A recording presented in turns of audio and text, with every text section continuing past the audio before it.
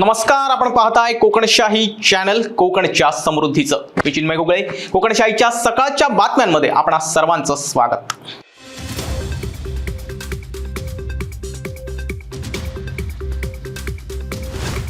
सातारा येथे झाड पडून लोखंडी साखळ तुटल्याने पलीकडे असणाऱ्या 12 घरांचा संपर्क तुटलाय. ही घटना गुरुवारी दुपारी 12 वाजण्याच्या सुमारास घडली. त्यामुळे त्या ठिकाणी राहणाऱ्या विद्यार्थी व कामानिमित्त बाहेर जाणाऱ्या नोकरदारांची गैरसोय झाली आहे.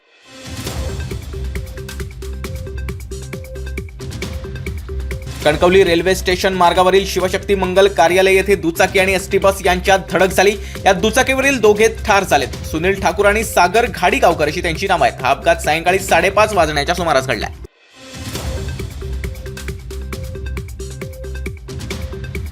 मुंबई गोवा महामार्गावरील वेताळ-बंबर्डे मुस्लिमवाडी येथे असलेलं मोठं झाड धोकादायक बनलंय. हे झाड तात्काळ तोडण्यात यावं अशी मागणी स्थानिक नागरिकांकडून केली जाते. ते झाड पूर्णतः सुकलं असून त्याची उंची देखील जास्त आहे. ते झाड कधीही सर्व्हिस रोड किंवा महामार्गावर पडून अपघात होऊ शकतो.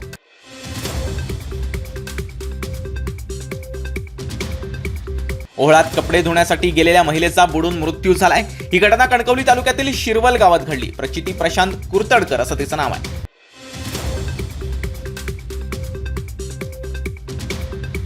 कुडाळ हायस्कूल इंग्लिश मीडियमच्या शिक्षिका सौ युगा योगेश गावडे यांचा सर्पदंशानं मृत्यू झालाय.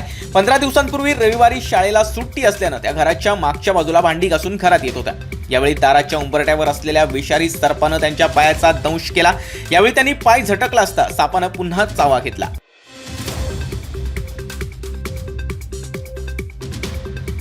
मालवण तालुक्यातील पेंडूर देऊळवाडी येथे गवारेड्यांनी शेतीचं फार नुकसान केलंय. रात्रीच्या वेळी हे गवारेडे अगदी मानवी वस्तीत येतात. त्यामुळे ग्रामस्थांमध्ये भीतीचं वातावरण निर्माण झालंय.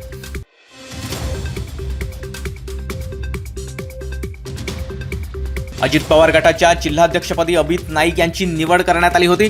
पण हाती आलेल्या माहितीनुसार अभित नाईक यांच्या जिल्हाध्यक्षपदाला स्थगिती देण्यात आली आहे. याबाबतचा पुढील निर्णय कोअर कमिटीच्या बैठकीत घेणार असल्याची माहिती अजित पवार गटाचे राज्य सरचिटणीस शिवाजीराव गर्जे यांनी कोकणशाहीशी बोलताना दूरध्वनीवरून व्यक्त केली आहे.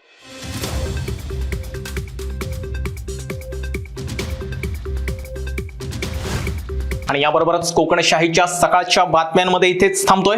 पण तुम्ही मात्र दिवसभरातील अपडेट्स आणि ताज्या घडामोडी जाणून घेण्यासाठी कोकणशाहीचं YouTube चॅनल आताच सबस्क्राईब करा. फेसबुक पेज लाईक करा आणि इंस्टाग्राम पेजला फॉलो करायला विसरू नका. धन्यवाद.